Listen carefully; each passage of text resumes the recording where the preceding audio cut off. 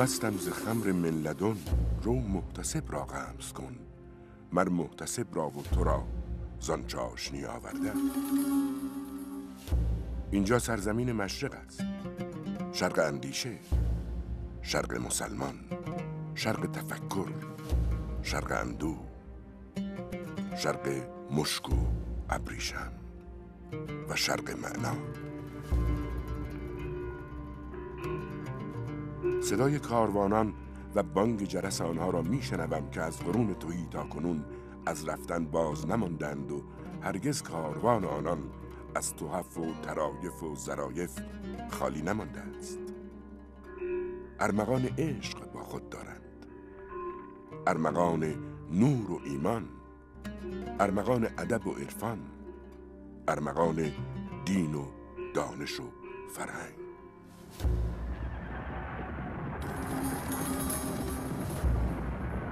اگر نبود فرهنگ بالای این سرزمین و ریشه های ثابت آن، بیگمان در هجوم طوفان‌های بنیان برانداز و آب و خاکسوز نه از تاک نشان می‌ماند و نه از تاک نشان.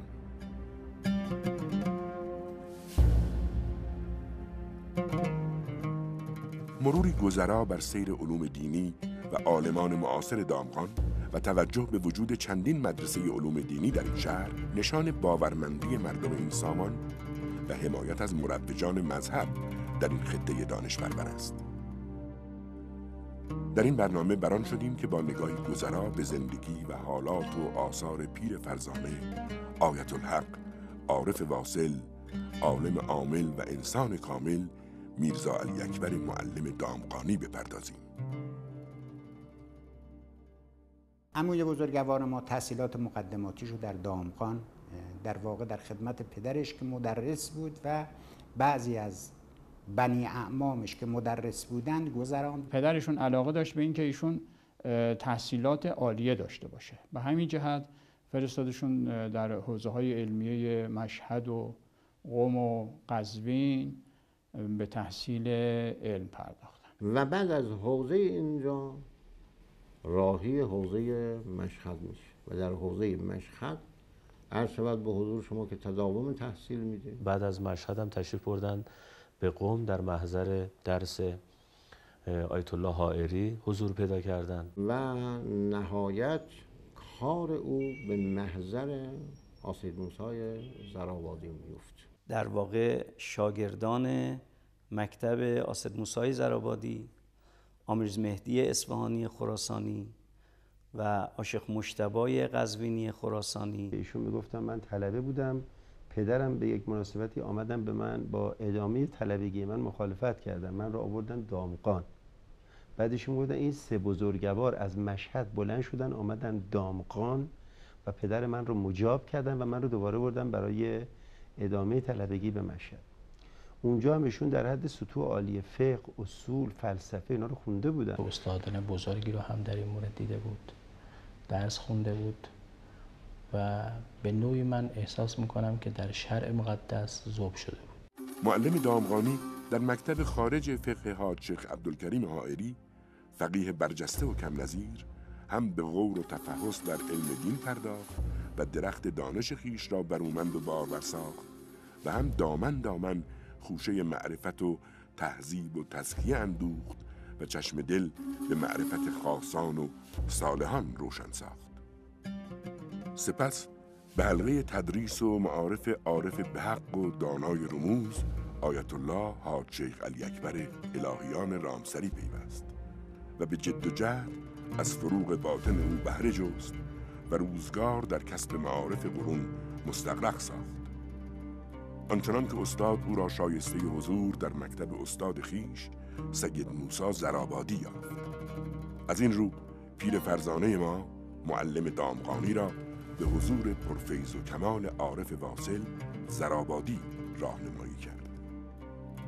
بیشترین یافته‌های معنوی معلم دامغانی نیز از محضر همین روحانی صافی دل و معلم اخلاق و عرفان و دین است.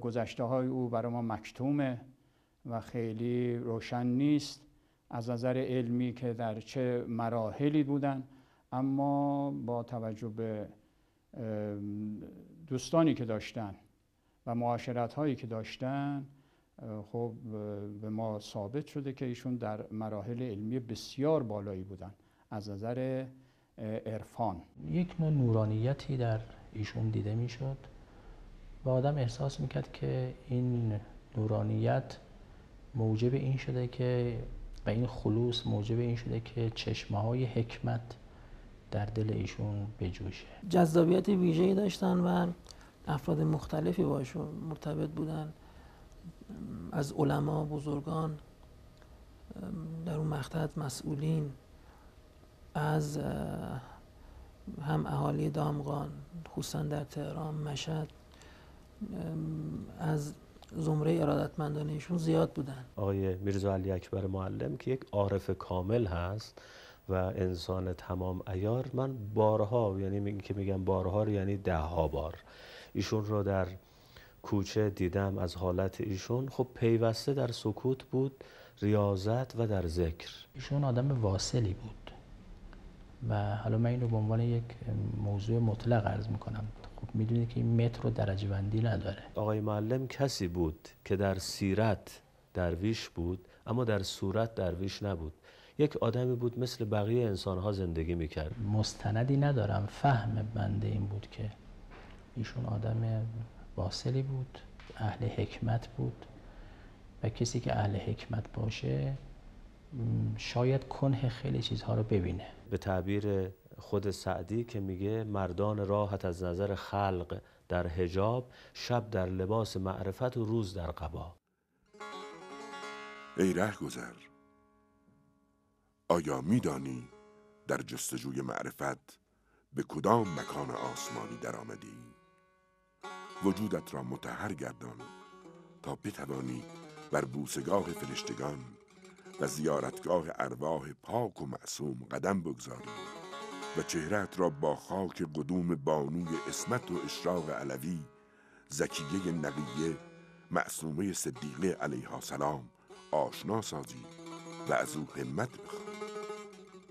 چه بسیار روزها و شبهایی که پیر فرزانه ما معلم دامغانی در این مضجع شریف به مطالعه علم دین و در حلقه ارادت دانشمندان و پاکان به مراقبت نفس و مکاشفت و ریاضت روزگار می‌گذراند و از این روح مطهر طلب همت می‌نمود. ای رهگذر، اینجا وادی ایمن است. گوش جان بسپار تا ندای توحید بشنوی و کلمه حق را دریابی. دست ادب و حرمت بر سینه بگذار و روی سپاس به درگاه بی‌نیاز آر که به توفیقش به سرای عظیمی در آمده ای که روزی قلب جهان اسلام در این زاویه می‌تپید. اینجا خلوتگاه روح خدا، ولی حق، آیت کبرا، خمینی کبیر است که از این گوشه بر جان و جهان قلم می‌راند و در خلوت خیش در کنار یار دیرین و پاک نفس خود پیر فرزانه ما میرزا علی اکبر معلم دامغانی به ذکر حق مستغرق بود و در معانست و مجالست هم دل از هرچه غیر او بر می گرفتند و بی پرده در ملک و ملکوت سیر می کردند.